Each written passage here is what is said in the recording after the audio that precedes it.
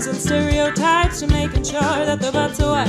Boy, girl, mom and dad want grown-up time, you're going mad. It's a trip, but we'll guide you through with tips and tricks for boys and girls too. Episodio 4. Why did I do Italian accent? Episodio 4. Spanish? Yeah. Vamos? Italian Spanish. Yeah, sorry. That's like saying que pasta, which means que pasta is Spanish Italian for what's up. Yeah. Look it up. You're so smart. Thank you. Thank you for that. To episode with this super light because we're next to the microphone. Ready? There it is. That was crisp. Episode 4, which is called Mother's Day and Miscarriage. Mother's Day and Miscarriage. Yep. But before we get into that, I want to need to back up a couple episodes. That was a tire screech. That's not a backup sound. Reverse. Well, you could be screeching. Anyway. Sure. Anyway. Let's do the point.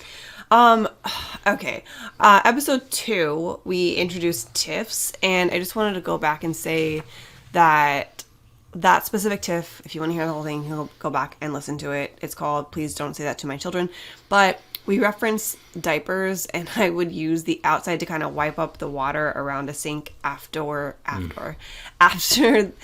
giving the twins a bath. And I just want to say that not all diapers are created equal. The diapers we usually use are the brand Diaper, D-Y-P-E-R. They're great. They're great.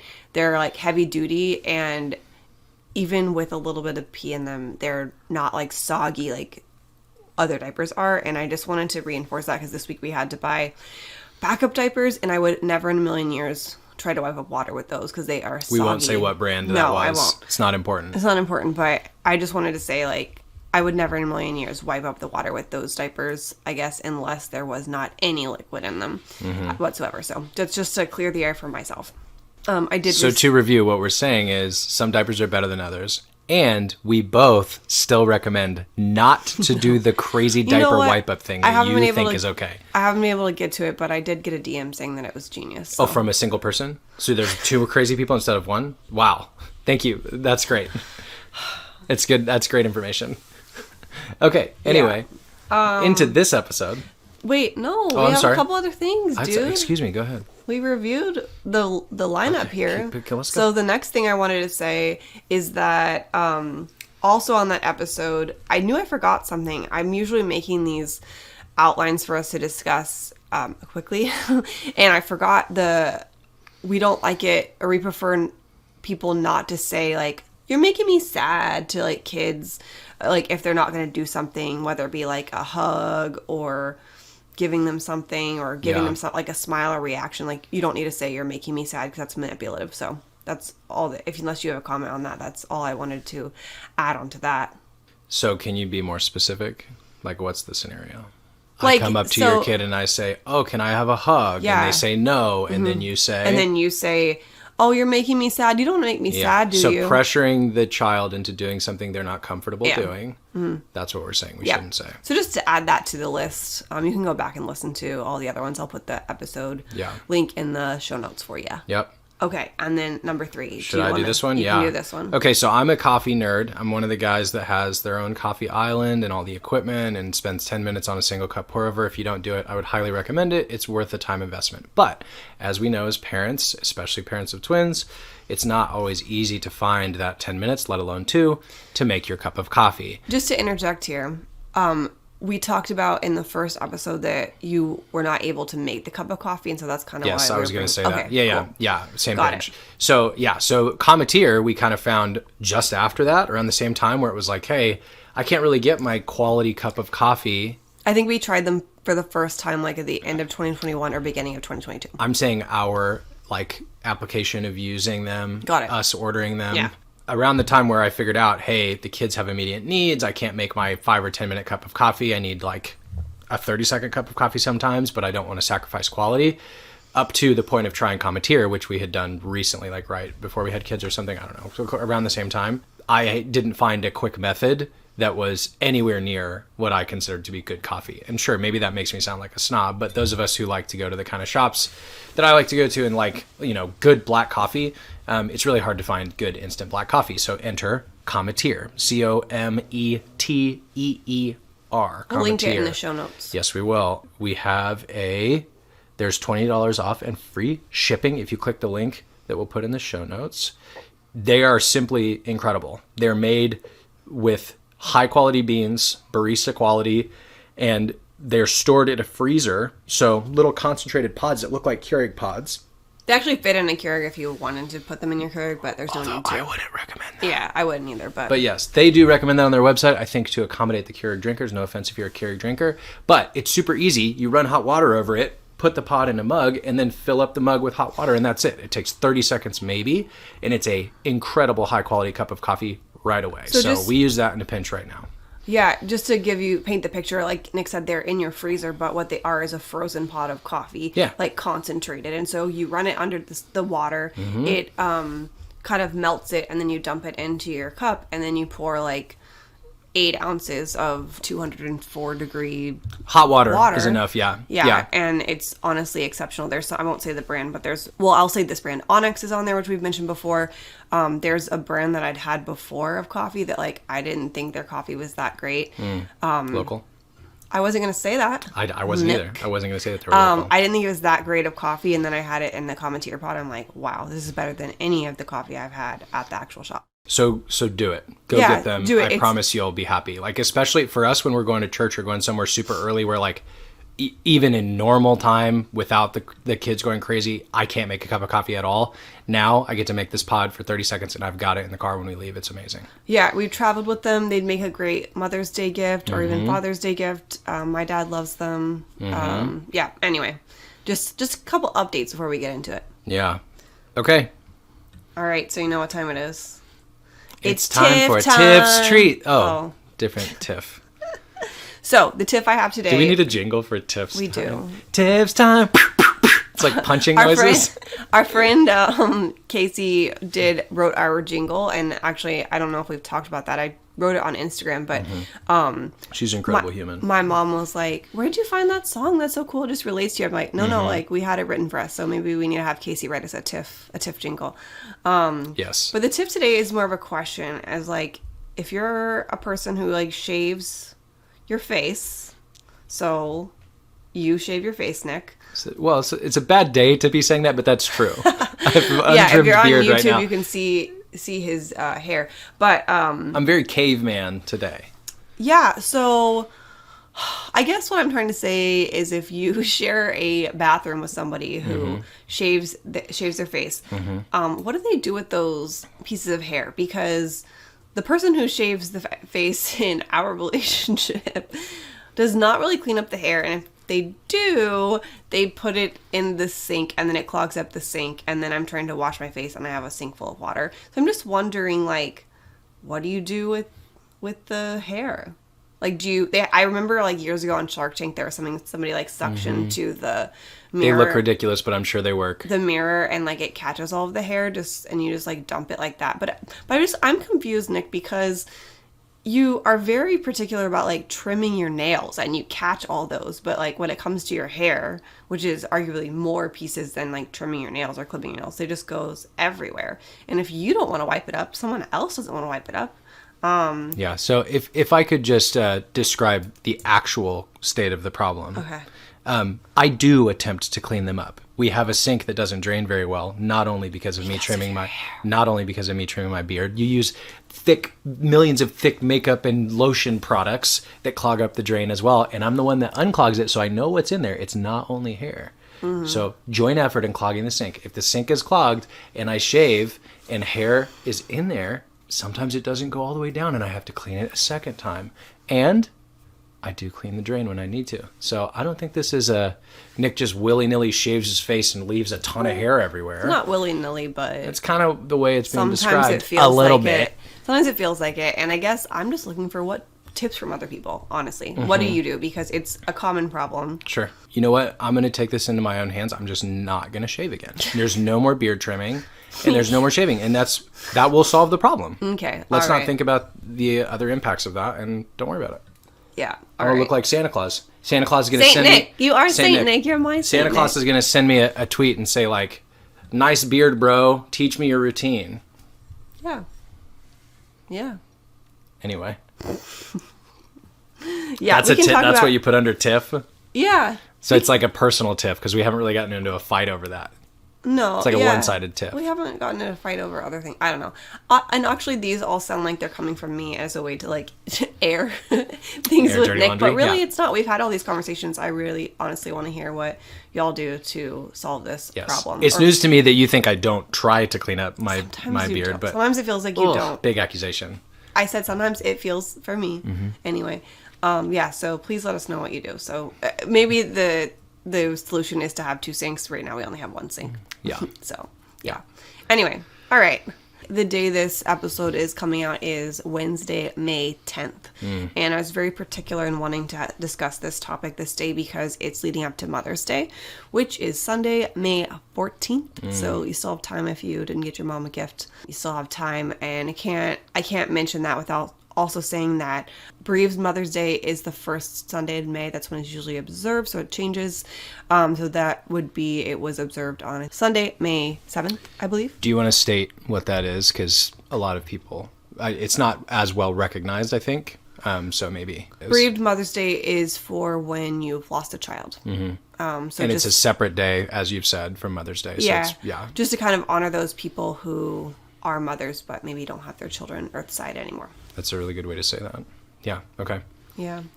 I don't know. It's a hard topic. I know that Mother's Day is hard, and that's also I wanted to discuss it just because I know we're trying not to shy away from hard subjects. My mom lost her mom, my grandmother, whenever I was 1.5. And so I've always been like painfully aware of celebrating Mother's Day without your mom, even though I have my mom and I've always had my mom for that. She always did a really good, or she still does. I just don't live in the same city anymore, but she always did a really good job of celebrating her. And so like every year on Celebrating who? Grandma, my mom's Yeah. mother, we would always go get our nails done, and just I don't know why. I need to ask like why we did that, but that was just something we always did. Me, my sister, my mom. But it was specifically for that. Yeah. That's your Yeah.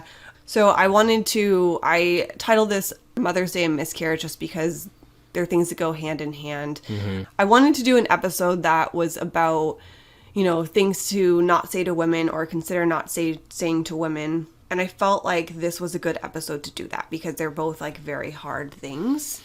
To kind of go where I was going with that, like I mentioned, my mom lost her mother at a younger age, and we would always go to the same restaurant in Dallas for Mother's Day, where we would go eat the same place. And I have a vivid memory one time of being there, and I think my mom didn't eat all the vegetables on her plate or something, and our waiter, who was a man, this is on actual Mother's Day, not like celebrating it early or late or anything. So on actual Mother's Day, like, was clearing the table, and he was like, "Oh, you didn't eat your vegetables. I'm gonna call your mom and tell her. I'm gonna tell your mom on you," or something. And it's kind of a weird thing to say to a person anyway, like especially like a grown woman, but it's especially insensitive to say like on Mother's Day. Just like I said, Mother's Day is very hard on people.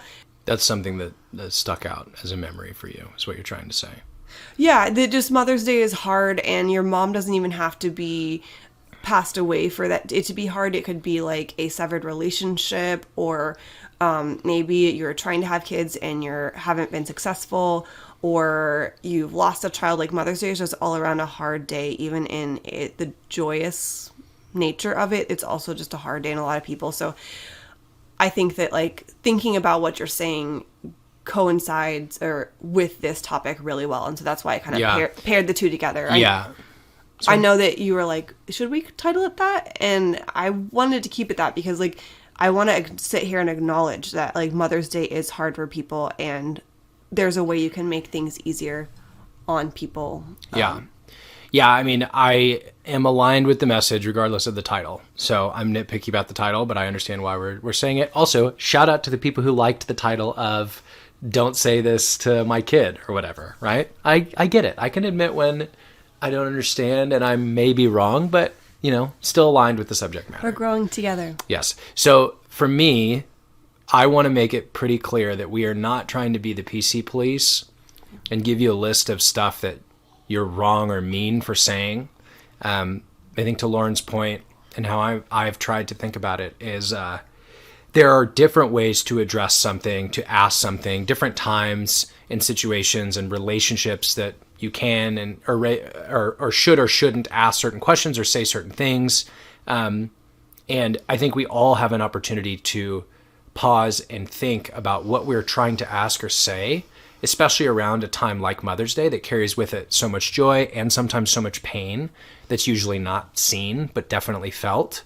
There's an opportunity for all of us to consider those things prior to whatever we may say. So like, I don't really agree with you that saying, oh, I'm going to tell your mom is a weird thing to say in general. I think to your point though, if that person paused to think like, okay, it's Mother's Day, this might actually trigger something, maybe I can use a different joke or something like that, you know? So it's not really he's screwing up in my mind. It's more like he could have taken a second and maybe hopefully avoided your mom feeling that way as a result of what he said. I guess it's not a inherently weird thing to say, but I do think it is odd to say to a grown woman. Like, sure. it's kind of like out of place. Yeah. But to your point about the title, you know, originally I wanted to call this topic, you know, things not to say to women, and you did not want to call it that. And so correct. I think for me, like I kind of already mentioned, like miscarriage and Mother's Day kind of go hand in hand because like I had a miscarriage before the twins. And so there are certain things that kind of struck me differently in the twin pregnancy that were affected by the miscarriage. And I also, you mean that people said to you? Yeah. And so for me, that's why it kind of goes together for me personally. Yeah. And I think this might be a good time to say, like, I know there's a movement right now to call miscarriage something else, like loss, or I forget what the most popular thing people are saying, because with the word miscarriage, it lays blame on like the woman, even without intending to. And it's already kind of a hard thing to cope with and not think you did something wrong. And so I'm which does happen. Yeah. Right. Yeah. I am for that movement. I think for the sake of the title, like that's what I wanted to call it. Yeah. For people who haven't heard that before, and again, these are not original thoughts from us, but I think we both agree in the way of moving away from the term miscarriage, even though it is, I think, a clinical term. I'm not sure. Doctors keep me honest.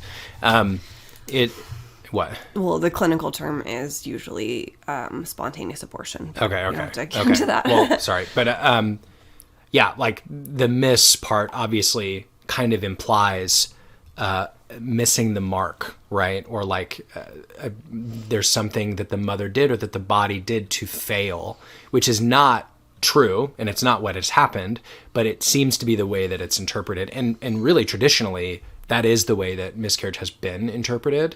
Like I remember reading about, like, you know, how kings would get upset with their queens because they couldn't, you know, procreate, and it was assigned as a point of blame to them. Now, obviously they didn't have the medical technology to find out maybe it's actually the guy, right? Or there's other situations, whatever. Yeah. But the point was that all that weight of responsibility and perceived failure fell on the woman and the mother. And I think moving away, again, not an original thought, moving away from the term miscarriage is probably a healthy thing to do. And one of the reasons Lauren wanted to keep it in, and I'm aligned in the title, is it's still like the most recognizable term.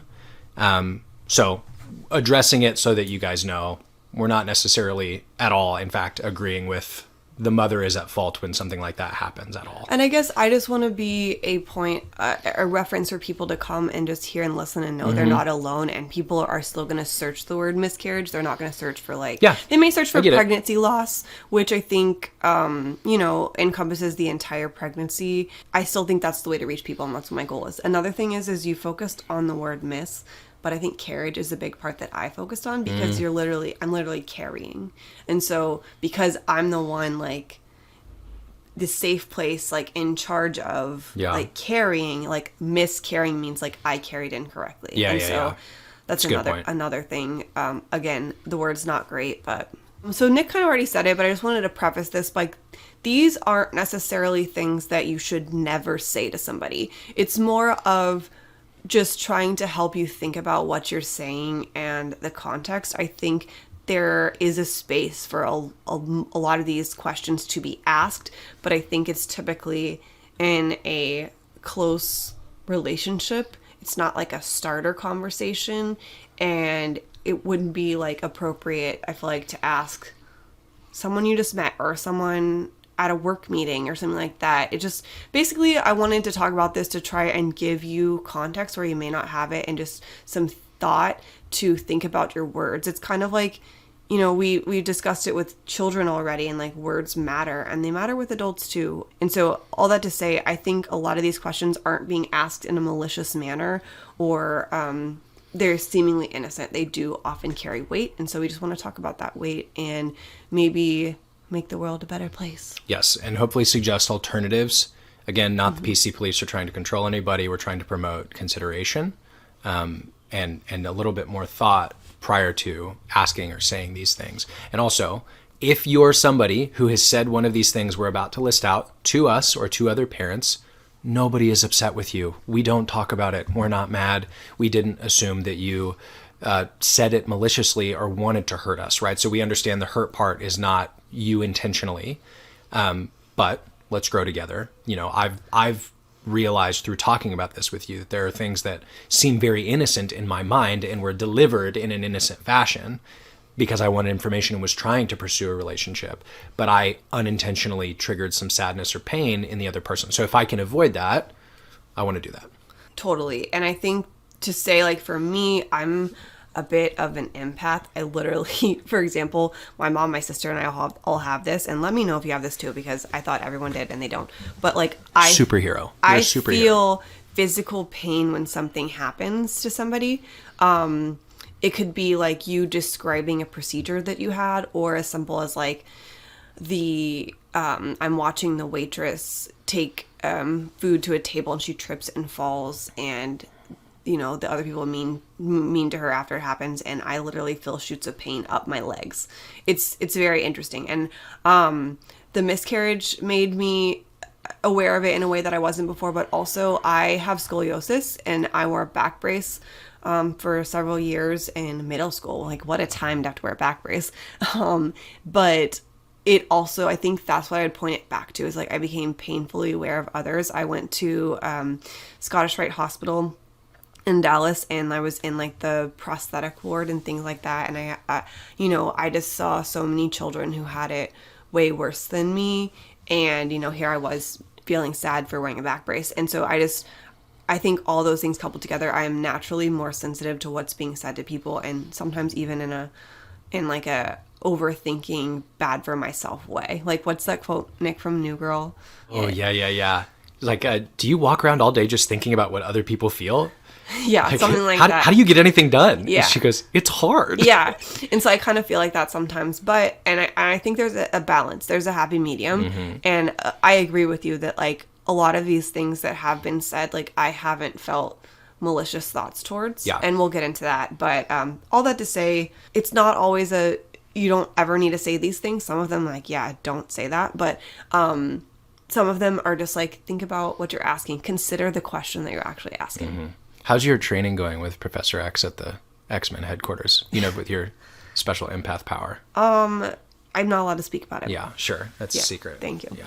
Thanks for asking, though. I appreciate the I'm trying to consider, you know. Okay. Question number one to consider before you ask it. When are you having kids? Dun, dun, dun. Yeah. So this one seems a bit innocent. I think it's one of the easier ones to understand why it's kind of painful. Especially as you go through a journey of like starting to try and have your own, if that's something you choose to do. You know, there is some pain behind hearing that question if it has been difficult for you to either conceive, you've had problems conceiving, you've had miscarriages, right, or loss, to use the proper term now, or the term we want to go towards. It's difficult for those people to hear this question. And as I think have previously mentioned, and we'll probably dive into later, like, people having problems conceiving is so much more pervasive than it seems like it is. And, you know, I think these things are being talked about a lot more, so it's not as hidden as it used to be, but it's like, I mean, honestly, I should have pulled some data to talk about this, but like, it is, a lot of people deal with this, a lot. So the when are you having kids question carries with it some pressure, some unintentional judgment, I think, of like, oh, you're of the age, you should have, like, where are they? You know, that's what it kind of feels like sometimes. Well, and also all those things are correct about like not about like having trouble conceiving or miscarriages and all of that stuff, but also it's also assuming that they're supposed to have them and like it's a societal norm. And some people don't want to have kids, whether they just don't want to or they have some type of, you know, sickness that would be passed down and they don't want to do that. So like it's also just pushing the narrative on them that they have to have kids, and they don't have to do that. The other thing I think it kind of aligns with this that you don't ask within the same realm is like, are you pregnant? If there's one of these that guys kind of already know, it's probably that one. But I have a little story on that. So the other month, I don't remember when it was, we were at the zoo and we are with families, and we've kind of mentioned it before, but like with twins, we're not able to just like hang out with the friends like when they're watching their kids, because like we are one-on-one with our busy, moving, lovable toddlers. And so I was with one of them and I was with all of the guys, and I saw a lady and I was like, not from our group. Not from our group. We were at the playground at the zoo. And I was like, oh my gosh, are you having twins? And they just kind of like looked at me like, what did you just ask? Yeah. But the context I have here is... Which is kind of, though, a nice recognition. That it's great. This is one that they understood is a little bit crazy sometimes to ask. But and of course she said yes because of the context that I'm about to give you, but they were like, how did you know she was having twins? I was like, it's a twin power thing. Yeah, because of your empath power. Yeah, because of my empath power. But she was wearing a shirt and she had a pregnant belly, and the shirt had two babies like on the womb part. And so like I was like, she's got to be having twins. Yeah. Like that's Wasn't it like skeletons around it was Halloween cute. or something? It wasn't Halloween, but it reminded me of like Dia de los Muertos. Yeah. And just that it was cute. And so she also had like a child around Cypress and Olive's age. Yeah. And so then we got to chat about twins and all that stuff. And so that's why I asked it, but that's also kind of what we said is like, this is a question that you kind of have to read the room. Yeah. Of like, when you're asking this, it's not like a work thing, you know? Yeah. But actually, speaking of work... well, hold on. You took a risk there. I think we should talk about that. Oh. Like, I think it was a safe risk, a small risk, Oh, yeah. right? Like, you had a lot of context clues. You have your empath power, right? Like, sure, it's okay, I think. But, you know, you're taking a risk if you ask that question, specifically that question. Sure, I would not have asked it if she was not wearing a shirt with two babies on like her belly. But to like get practical, right? If you were to choose a safer question for her, you could have said like, or a statement, you could have said something like, oh, I love that shirt. That's so cool. Because she probably would have said, oh yeah, like I'm pregnant with twins and this is why, you know, so like. I could have said, I love that shirt. That's cool. I have twins. Yeah, and yeah, let yeah. her say it. You're exactly. right. Yeah. Yeah. I'm not saying you asking was wrong. Yeah. Again, this is part of the spectrum, but like that carried with it some risk. Yeah. A little less risk, a lot less risk maybe than if you were just to ask somebody who had a bump, you know? Oh yeah. Yeah. No, I would not do that because people love to say things to me. But that's a whole different conversation with how big my bump was. But I was just gonna say, like, again, that's a risk, and like there's sometimes you shouldn't take that risk. Like at work, like I used to work with a woman who, when asked, which again, like I don't know why people were asking her. It wasn't like it was girl chat at lunch. Like, this was like a common thing, and she would say like, "Get out of my womb," which I thought was hilarious. But I kind of do something similar. I didn't say that specific thing, but when people would ask me that question in work or wherever, I would state when my period was, when my last period was, or when I was like, I'm on my menstrual cycle or something, because I just want you to think about when you're asking that question of, you know, when are you having kids or are you trying? Like, you're basically asking, like, are you having sex? And so you're asking a very personal question, and it doesn't feel like a personal question. It feels really light, but you're asking a personal question. So I'm going to answer with a personal answer that you may not like. It may make you feel weird. And so I wasn't trying to get a rise. I was basically just... Are you recommending that people respond that way? If they feel comfortable. You are. I'm cool with my response. This is an area where we disagree a bit. I was never like, maybe it feels aggressive, but I was kind of like joking when I said it just to kind of make it light. But also, I think to read the room and like survey the area of like if it's a good time to discuss it, but also just know that they may just not want to discuss it with you, and that's okay. I think if we're assuming no malintent, right, we're not assuming somebody is being malicious, then a response like that can be taken very defensively. But are you assuming that I'm trying to be malicious in my response? No. The reason it's funny is because it's kind of an aggressive response. It is an aggressive response. So I think you think in some situations that's okay. To me, I think 99% of people asking that question, yes, they could consider more, but they're trying to be nice, right? So I think the aggressive punchback, I don't know if it's really well deserved. Maybe, but I guess, and I mean this in the nicest way, like, they're not asking you that, really. They're asking the women that, and you don't have a period, and you don't have, like, a uterus and all this stuff, and so I feel like I'm not saying it's okay to ask the question. Much. Yeah, I'm not saying it's okay to ask the question. I'm saying we get to choose how to respond. But most of the time I was like joking, like, well, I just finished my period, so not and currently. That's fine. I was never like, I'm on my period or like stuff like that. That's kind of how it sounded, so maybe I heard you wrong. No, but you've heard me respond that way, and I don't usually. And sometimes it sounded aggressive. Well, maybe I got tired of being asked. We will talk later about ways in which we both think we can consider and address things like this when they're... Later is now. Okay, let's now. Yeah. So, how would you say this differently? I would, make sure it's a safe and loving environment, like you know the person. I don't think it's appropriate to ask someone who just met that question. And if you do, maybe say, like, what's your timeline look for kids? Like, are you talking about it to try and, like, discuss it versus just, like, are you trying?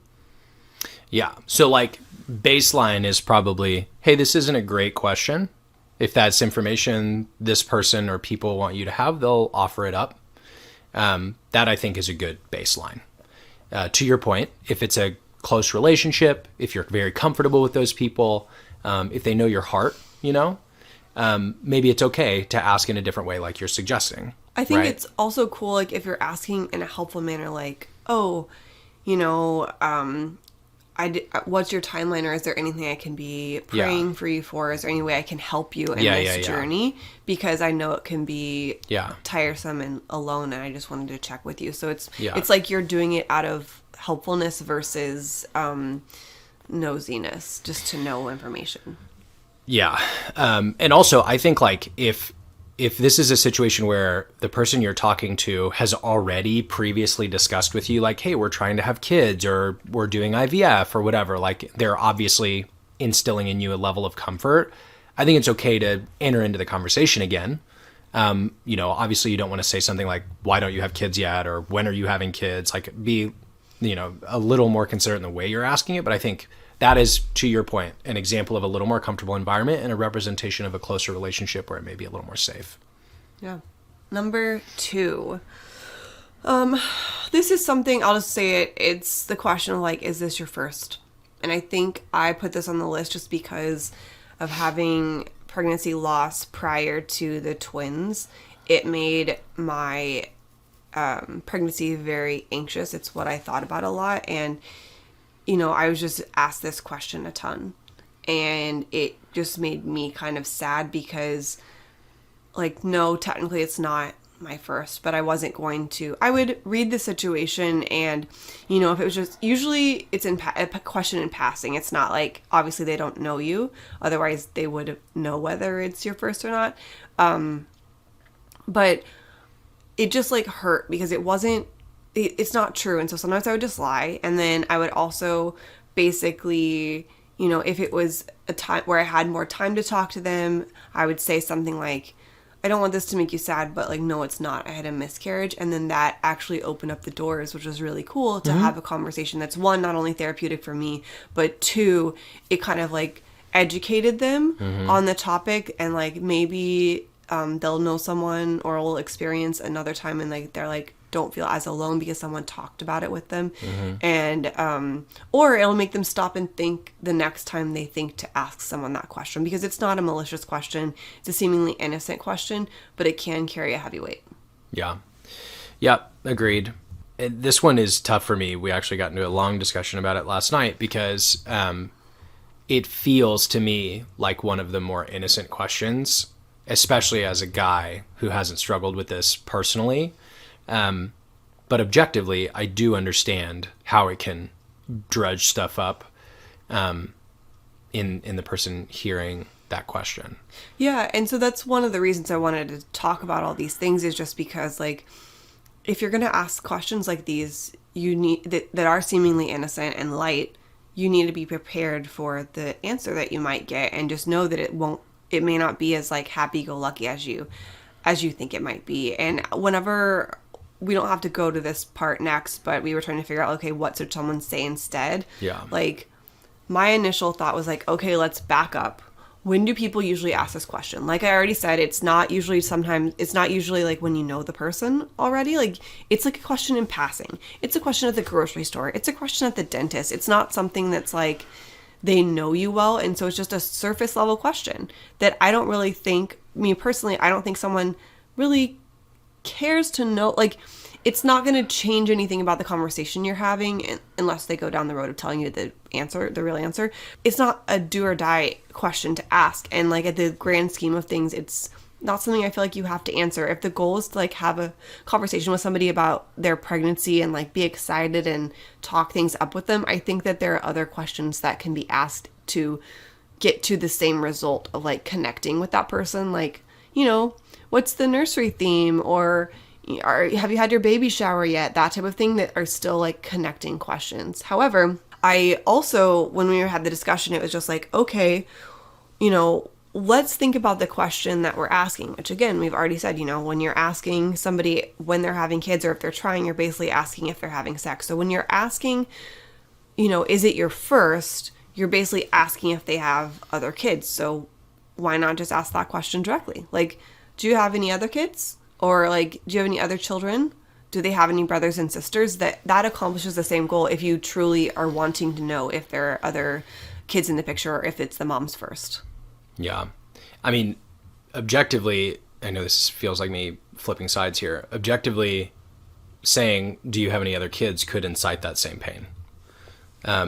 So yes, those are other ways to ask that may be a little less inciting of, you know, that pain from the other person, but it's probably part of the spectrum thing where like you should have a pretty good relationship with somebody when you're asking that kind of a question, and think about it before you do. But I think you're not asking the question if you have a good relationship with that person, because you already know the answer.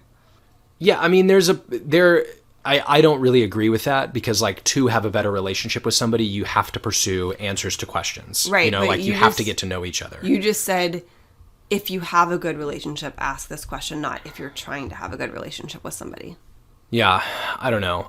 This one's tough for me because it feels like a discovery question. Like it feels the same thing as like, oh, how long have you been coming here? How long have you lived here? Like, what do you do for work? Which I know you don't love that question either. Like it, to me, they feel very innocent, and as the person who asks those questions a lot, I have a legitimate want to know those things about this person. Yeah, but I think you just want to know things about this person. You don't necessarily care what the things are. You love learning things about people. No. It is an important data point for me to know if you're a father or not. Not because I'm trying to be invasive, but because like we can connect as guys on a different level if you're a father like I am or you're not. Yeah. Not to say either one is better, but I'm like, it is not a random data point for me. I don't agree with that. Well, I don't mean that it's random. I'm just saying, like, I think as an extrovert, your desire is just to know things about people, and you love learning things about people, and there are other ways you can learn. And sure. To be fair, also, like, I never got mad at anyone for asking me this. It just kind of, like, a pang of sadness would hit me. And also, like, whenever I would answer truthfully, you know, it brought the mood down. And I felt bad because I could see that they felt bad for asking me. But again, I often use it as like a learning point for people. And just to know about, you know, asking people questions, that it just be prepared for the weight of the answer, because you may not expect what it is. So from the outside, as the person around you when you've responded to these things, it seems like you frequently did get mad, but you didn't get mad at the person. So you got frustrated. So go with me here. You would frequently complain when we got home if you were asked a question that made you uncomfortable or made you have an angry reaction. Not this question. I'm saying in general. You just said generally that you don't get mad at people for asking these kinds of questions. For this question, I did not get... I'm not talking about this specific question. I did not get mad at anybody else. Okay. Also, you're like my safe person. I'm not saying to not talk to me. You're going in a different direction here. My point is, these types of things did frustrate you. I'm just splitting out a clarification. Right. You're right. You weren't mad at the person. You didn't assume malintent, but it did frustrate you. Yeah. Other questions. Let's just focus on this one. That's fine. I never got mad at someone for asking me, is this your first? I agree. I don't right. think I saw that. Okay. All right. Number 3. This one actually came up like when we were discussing what to talk about this episode. I didn't have it written down and I said it and Nick was like, you need to say that. I was like, okay. So it's actually kind of controversial, specifically in like twin parents, but I know parents with more than 2 kids get this as well. I think twins is just like a common thing to say, but parents of like 3, 4, 5 get this too. And some people, I just go ahead and say what it is because I'm not starting with the headline. Sorry, Nick, but it's, oh, your hands are really full, or you must have your hands full. Where you've got your hands full, yeah. Yeah, and like I've heard this more times than I could count. Like if I was paid for every time, even a penny, I think I would could have the biggest house. No, I was gonna say I would have funded the twins' college funds, but At least, yeah. And it's controversial in moms of multiples because some people are like, "Get over it." Like, yeah, I'm like, yeah, my hands are full, and I was trying to think like, why does this bother me? Because it does, and I think it bothers me because it's often said to me in a moment that is hard. And usually I can just like, brush it off. But sometimes I can't. And I have snapped at people for saying this to me. The one time that I think I did it was like 5:30 in the morning at the airport. There usually is a crying baby in my arms when this is said to me. Or, I'm holding both babies as I'm trying to walk down the, what's it called? The airplane, the center aisle. Aisle. Oh, yeah, aisle. Trying to maneuver through holding 2 kids because that's our system for traveling, or it was. We'll talk about travel another time. But, it's at an inopportune time, and I would have given anything, 1, for help, or 2, to hear, like, you're doing a great job. Because I think that's what people want to say. We do. Sometimes we have heard that. Oh, yeah. Well, less frequently, but we have heard, like, good job, or, like, y'all are doing great. We have heard those encouragements. Yeah, and it's just like, if you're going to comment on it, like, as clearly I'm struggling a little bit, I would think uplift that person, because I can't tell you, like, how many times that I just had, like, someone text me or randomly say someone I didn't even know and be like, you're doing a good job, and it just, like, brought me to tears. And I feel like that's kind of hard to do, but just, like, how special it was to hear that. And, like, if you're going to comment, say, like, you've got this, you're doing a good job.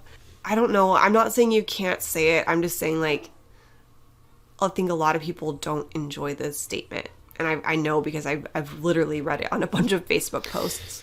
Yeah. So this one, again, is like, it's obviously a light statement where somebody's, this is like a tiny thing of trying to make general conversation. I'm not sure if I have said it before we had kids, but I would have been the guy who did say it because it feels like a very light joke. I think in talking about this, I agree that it's probably something that doesn't need to be said. Also, like, when you're thinking of saying that, what you're recognizing, to Lauren's point, is that there's somebody in front of you that does maybe have their hands full, for lack of a better term, and needs help. So, like, I can think of a different way to approach this when, I don't know if you remember this, but, like, we're flying, we were, like, at the terminal about to board the plane. We had the twins, like, they weren't really walking yet, so we had a ton of things that were going on. There was another family next to us, and they were talking to us, being super friendly, and I think they assumed that it was, like, our first flight, because the babies were really young. And they had, like, 3 kids, I think, 2 toddlers and one that was a little older or something. And, like, it was pretty clear that we were in a situation where people could have said, you have your hands full, right? And obviously these people were parents. They probably, I don't know if they actually thought of that, but they could have. What I'm trying to say is they could have thought of that, and it made sense for them to say it at that point. The difference, even after these people learned, like, oh, we'd been on a ton of flights, is that I remember one of our food bags fell, and he came over and just helped. And then, like, when we got up to carry all our stuff, and we're like, Lauren at this time was carrying both babies. I would carry all the stuff. And, like, I had a ton of stuff to carry and was pushing the stroller and everything. And I'm sure in that moment, anybody could have been like, you guys really have your hands full. But this guy left his kids and walked over and picked up a bag next to me and walked with me, And I was like, man, that's so cool. And I think it's easier for them to recognize the need for that because they were parents, right? But I think it proves my point, or at least speaks to the point of, like, if you're thinking, hey, there's somebody who's struggling in any situation, just go help, or, like, offer to help, right? It's your little light joke, while it's not mean to say, is kind of pushing in the opposite direction of like, hey, here's a human next to you that needs help. Yeah. Yeah. Yeah. Wow. Do you remember that? Yeah, I remember The family them. that... Yeah, I do. Because she had said, like, she had worn the same, like, wrap I was wearing with Here comes the memory. her. It was, yeah. Yeah. They were super nice. Yeah. Super nice. So I think, like, to, like, loop it back of, like, what to say instead is just, like, maybe you don't have to say anything. Maybe you just help.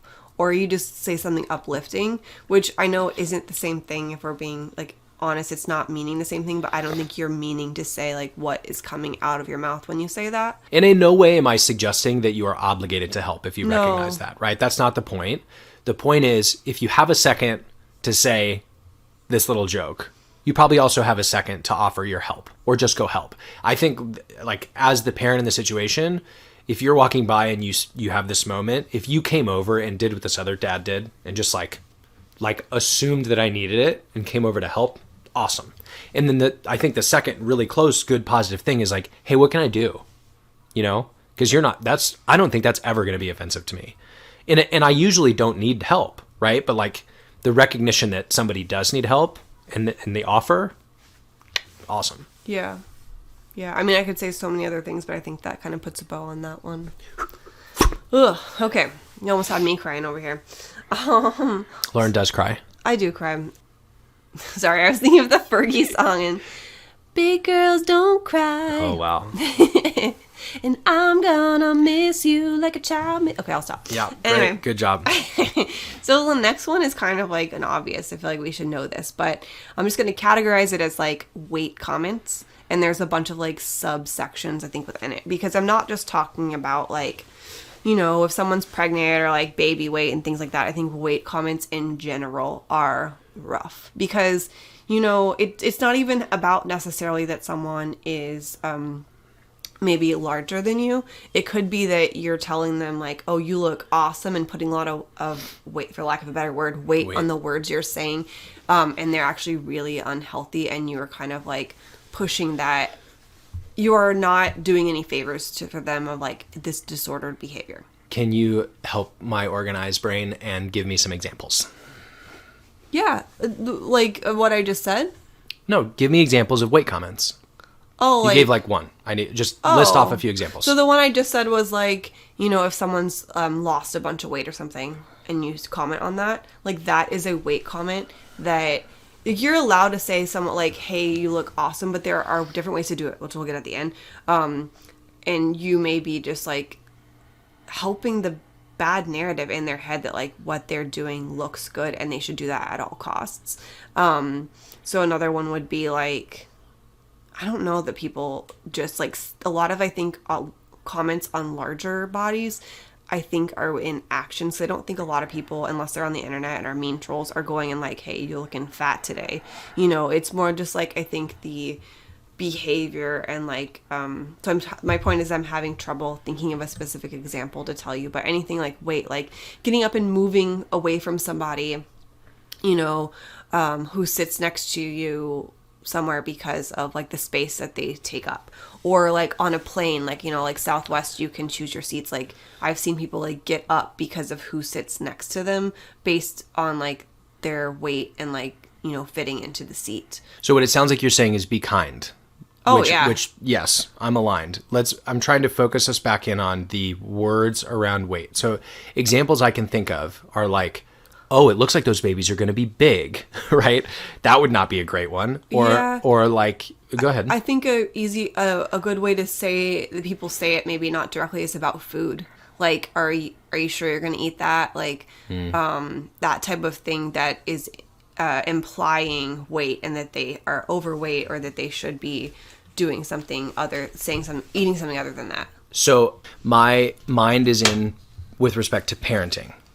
It sounds like you're being more broad. I'm talking about women here. Yes. Okay. I'm not necessarily, I think it's a good thing to think about for everybody, like every person, because I can get on a soapbox about boys and how that they don't get discussed about it. And there's even, like the example that's coming to mind is like, wrestlers and people who sometimes cut their weight to try to fit into a different weight class, and then they starve themselves.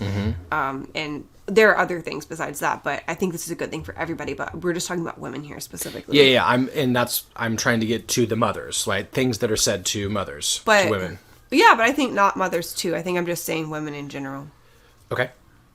I think what you're trying to get me to talk about here is just my experience with this, which is I feel like kind of one later in life. Like my parents did a really good job of making me feel like secure in my body. And granted, I did grow up like I would say societal ideal. So I didn't struggle with, I feel like, feeling overweight or fat or anything like that. But I also had a good relationship with food, and I feel like I wasn't even made aware to like what I was eating until I went to college and was around other girls. They wouldn't eat bread or cheese, and I was always the one like ordering the nachos or the hamburgers, because that's what I like, and I like to eat good food. But like my parents didn't ever do any of like, I'm aware of the diets of the 90s, but they didn't do Atkins or any of those things, and so like I didn't ever feel pressured to do that. But like getting into pregnancy, I heard so many things about like how good I looked and that I was glowing. And granted, I felt beautiful like regardless of their comments. However, During the pregnancy. But because I heard it so much, I started to put weight into those words. And like maybe it was because of like how often I was hearing it, or I felt so sick most of the time. Like it was really great to hear.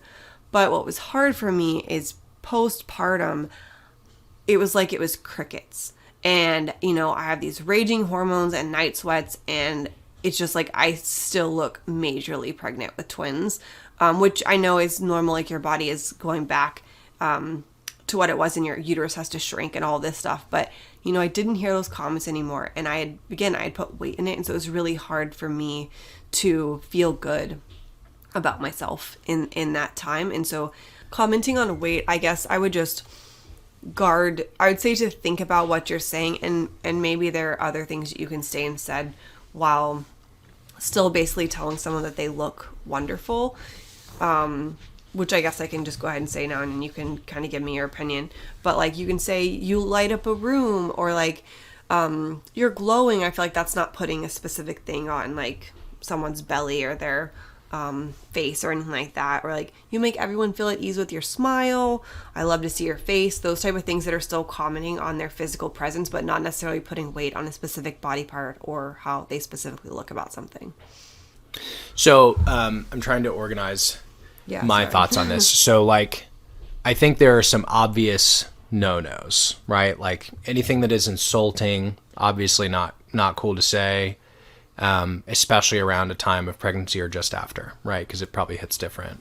I'm making an assumption. Those are easy for me to cast out. The ones that are difficult for me is like, I do understand, given the scenario you proposed, how hearing compliments like you look beautiful prior and then not hearing them after could be painful. To me, I don't know that I would suggest to people, don't call somebody beautiful or don't tell them they're beautiful, because that to me is a like inherently virtuous and positive thing to say. So what I'm struggling with is, what is the guidance there? Because I don't think you're telling people, don't tell me I look beautiful. I think you're saying, be aware of how that can affect somebody if you're absent of those comments after being very frequent with them, maybe. But like, what's the practical application? It's hard, because you're right. I'm not saying don't say those things to people, but I think it's kind of like how we talked about in the kids topic of please don't say that to my children, episode 2. We said like, obviously you can say things about their physical characteristics, but make sure you're saying other things too, so that they know that you're putting weight into other things of them besides their physicality. Yeah, I say that all the time. Like, you look beautiful, you look cute, you look handsome. Like, I comment people on stuff like that.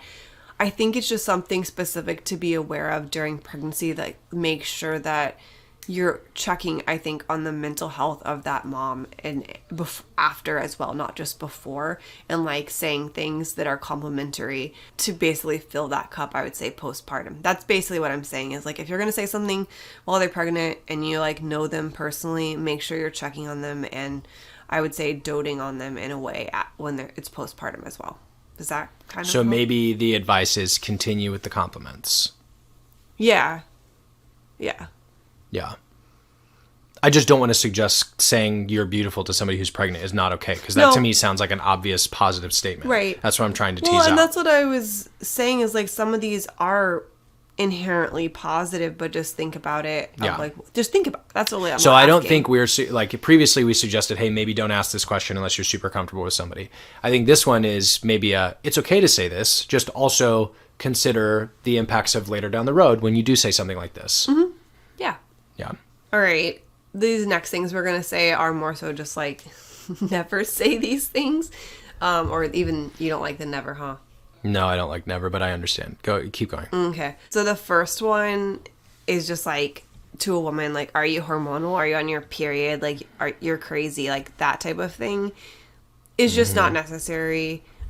Figure out something else to say. It's combative. And also, guess what? If you're a man and you're saying this to a woman, you have hormones too, and the same hormones. So to say that like a woman is hormonal, what you're trying to say is like, are you on your period and are you PMSing? Which again is not helpful to the conversation at hand. It's just a spear. Yeah.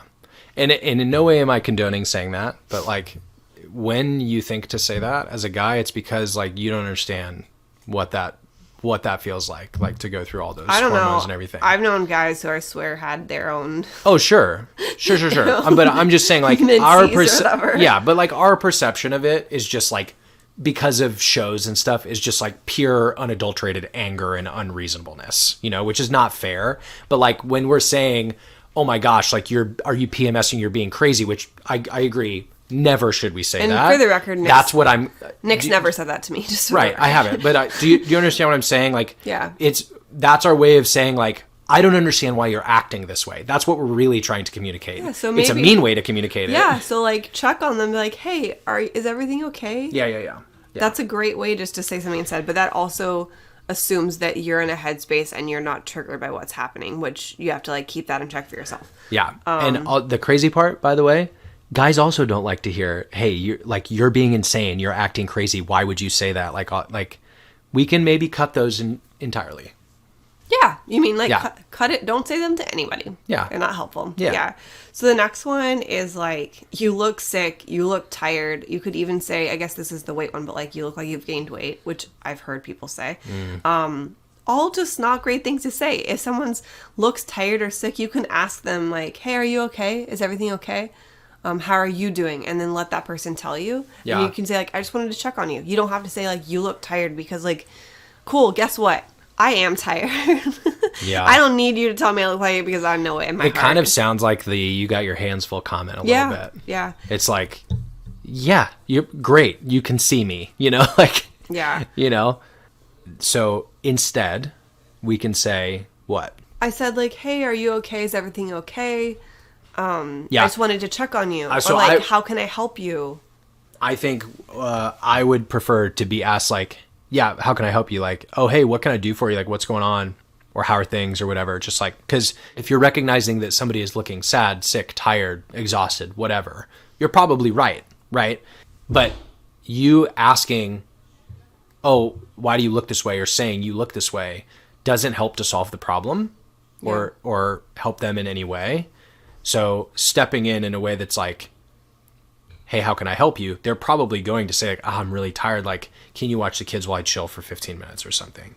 Or like, oh, thanks, man, I'm okay. Like, don't worry about it. It's just been a long few days. Like, they will probably give you the answer you're looking for in the initial question, but you don't have to make them self-conscious of like, man, I guess I don't look good. Or like, I guess I don't, I'm giving off the sick, tired vibe or whatever. Yeah. And the last one is kind of similar to the crazy one, but it's telling someone to, me specifically, I hate this. Telling me to calm down or chill out does not make me calm down or chill out whatsoever. I don't have much to say on that. I think a great alternative would maybe be like, can we take a pause or something like that in the conversation, just to help someone calm down. Like if your goal really is to help them calm down, or you want them to calm down, like that's just combative. Yeah. So this one I identify with. I understand we shouldn't say it. Or at least I understand it's not great to say, but it's a very easy thing to say. I've said it to you many times, less often recently, I think. But to give you context, when I think of saying this, I'm not trying to hurt you. What I'm trying to say is like, I don't understand why you're so animated and so angry right now. You know, I'm not ever trying to say like, hey, quit being a crazy person. Like, it's not, the point is not to insult you. The point is to say like, I don't understand what's happening. Like, can you bring it down? You know? So. Which could be said just that way. Sure. I'm just telling you, like, in the spirit of let's not assume malicious intent, this one is an easy one to assume malicious intent for. But I'm telling you, and I think a lot of people would agree with me, we're not trying to hurt you when we're saying chill out. We're trying to say, like, I don't understand why you're blowing this out of proportion, or at least it feels like you are, or I don't understand, whatever. It's a place of not understanding. It's not trying to be a place of I am trying to hurt you. And I guess to me, it does feel like something hurtful because, sure. like, collective you, not you specifically, you know that it doesn't actually achieve what you're trying to achieve, and calming someone down or chilling someone out. And so it just feels like a spear because perhaps the person said something that was hurtful to you. And so you don't necessarily, you said it, basically you don't know what else to do. But it's basically just throwing a spear back. And so maybe That's what I'm saying, though, that it's not. I understand that you're saying it feels that way, which is the point of a lot of these, right? They all feel painful. I'm telling you that it's not usually sent with the intent to be painful. And I'm not defending saying it. I agree with you that we shouldn't say it. I'm just saying there's a context piece behind it. You know, there's a misunderstanding of why things have gotten so heated. Sure, but I'm also saying that it feels combative and it feels like a spear, whether the person meant it or not. I agree with that. I think that some people, maybe not you, some people do mean it as a spear, is what I'm trying to say. Sure. Yeah, I could see how it could be used maliciously. I'm not trying to make a blanket statement. I think you're just talking about yourself, and I think you're different. No. Yes, you're special. Well, maybe. My assumption is that most people who are saying that are trying to communicate, I don't understand why this is so heated. I don't think that the majority is the malintent. I disagree with you, but we're just going to have to agree to disagree on Fine. that one. I mean, the good thing is that we agree it's not a healthy thing to say. Yeah. Great. High five. Okay. So I think what we are trying to convey, and Nick kind of already said this, is just to be kind. And in thinking about what affects other people, you are being kind, and the world needs more kindness. And I related to it a lot, and even you did too, Nick, about episode 2, the things, please don't say this to my children. And in the way that we speak to kids, we're trying to, allow them to have feelings and stuff like that. And so, like, I referenced the book, like, Good Inside by Dr. Becky. I'll put it in the show notes again, but it's a great way of just talking to kids, number one, but I think just talking to people in general and allowing a generosity in your response as a person who these things might be said to, but then also as a person who's speaking to another human being. Another book that I liked, I need to reread it now that Cypress and Oliver are like talking, but How to Talk So Kids Will Listen, How to Listen So Kids Will Talk.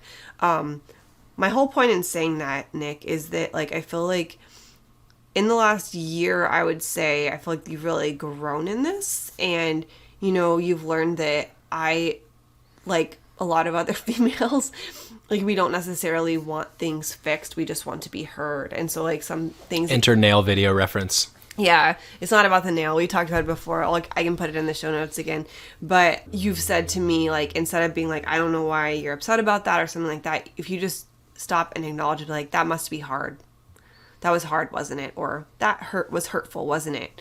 It just melts me, and it diffuses any situation, because it's frustrating to try to talk to somebody and basically talk about your feelings, and then the person basically just, wave them off or, like, wonder why you're saying them, and that just is like, why did I even say it out loud? And so I think I wanted to compliment you and say, like, you've really grown, I think, in that area of, like, just speaking a calm and being kind. You were always kind to me, but I think it's just kind in a different way. Thank you. In the same vein, I think that when I do jump to problem solving, and sometimes it is necessary and it is what you need sometimes, you have come to recognize that that's not me invalidating the way that you're feeling. It's me actually trying to help. And the way I know how to help is to try and fix. So I appreciate the compliment, but I also think you've come to more consideration of the other side as well. So if you hear me go directly to problem solving, you're no longer as bothered, offended, or feel as invalidated as you did before. Less reactive, less defensive, maybe. Right? So like you have recognized that I am trying to acknowledge and to sit with you in those feelings when that's what you need. But you're also getting better at giving me grace when I do jump, as I naturally do, to problem solving. Cool. Thank you. So I think our main takeaways here for me is just like I kind of said this in the way that I responded to some of these things, is just to try and brush things off and or use them as teaching moments where I can. Obviously, we all have off days. I have off days where things might trigger me that don't trigger me on other days, but just like working on myself and just trying to let things slide off me. I mean, my word for myself for 2023 was to care less, and part of that was, I know it's 2 words, but I just need to let go of like what other people say to me and just like move on. And I don't think you're trying to say like, don't feel the feelings that it makes you feel when somebody says those things to you. But I think, to your point, what you have grown in and what you're doing a really good job at is like allowing yourself to decouple the intention of the person and perceived meanness from just a thing that's made you feel bad, you know? Like it's okay to feel sad and angry in those moments. There's a reason that you are, but it usually doesn't mean that somebody's there to hurt you and they've said something to try and do that to you, you know? Yeah. And so I think when we were having this, we had like a 2-3 hour conversation about this last night before even recording, and it wasn't even about what we were going to say. You were going to say like your takeaway was like the weight of words, and like how you've kind of stopped, paused, and like thought more of the weight of your words. Yeah.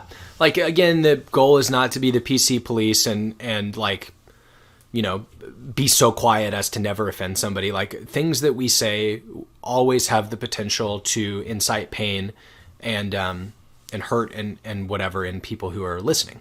But that doesn't mean we can't step into an opportunity to be more considerate. Just think more about what we're going to say before we say it. So in some cases that looks like, man, this probably isn't a good question for right now. Yeah. In some cases it's like, oh, this could turn into a cool conversation. Maybe there's another way I can ask it where it's not as painful and I still get the information I'm searching for to get to know this person better. Or maybe I can support them better in knowing these things, you know, because most of these, again, are not terrible things to ask, and they have a normal need for a response or want for a response, but there are other ways to attack it. Yeah. And also, like, another thing we talked about that we haven't brought up is when we hear things like this that hurt us, the opportunity we have to consider it. So, and respond. So like you talked a little bit about letting things roll off your shoulder, which is great, and allowing yourself to feel that pain without assigning it to the person. But in some cases, there's a way to respond and a way to incite, like you kind of hinted at this, a way to incite deeper conversation with that person. Yeah, the teachable moment. That's what I was referencing when I said making it a teachable moment. Like So a teachable moment to me implies that you are telling them something they don't know. So learning, maybe I say learning. Sure. Learning time. Yeah, maybe we're saying the same thing. To me, you can choose to communicate the feelings that you have to somebody that in a way that doesn't make them feel terrible for saying it. Oh. So like if somebody says to you like, oh, is this your first kid? Like they're probably innocently asking that. Yes, we already talked about there's another way they can ask it, but let's say they have asked it and it hurts, right? If it's somebody that you have a good relationship with or somebody you trust and be able to talk, be like, oh, like, man, that's a tough question to hear. Like, I know you didn't mean anything by it, and release that person from their guilt and pain, right? Because your intention is not to make them hurt. It's to, maybe this is what you meant by teachable moment. Like, it's to help them understand that did make you feel a certain way, and there's a reason why.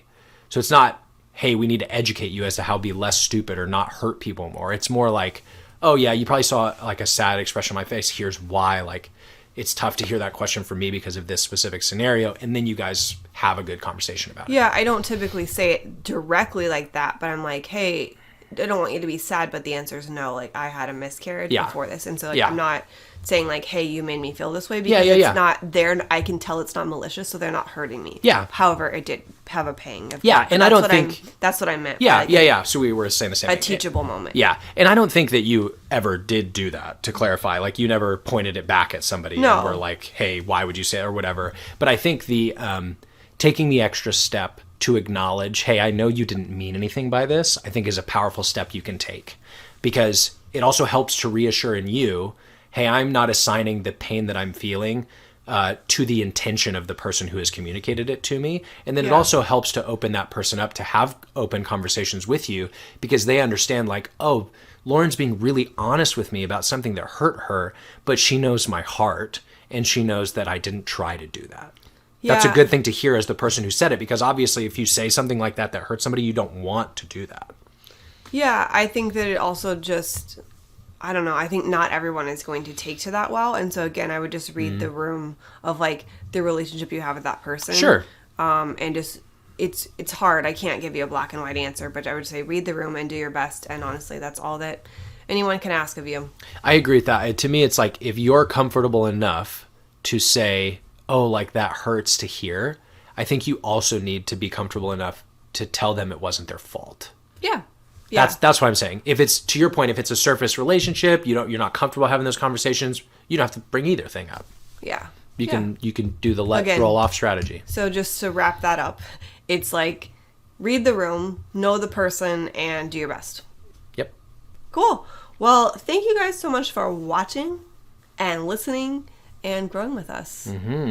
Thanks for being here. So if you could just make sure, if you like this episode, if you would please just rate us, leave us a review, send us a DM, send us an email, let us know if there's anything you want us to discuss, and we will add it to our list. Yes. You can find us at boygirlmom.com and boygirlmom. Spelled out .com on Instagram. Boy, girl, mom, and dad. Gotta wash those butts together. It's a trip, but we'll guide you through with tips and tricks for boys and girls too.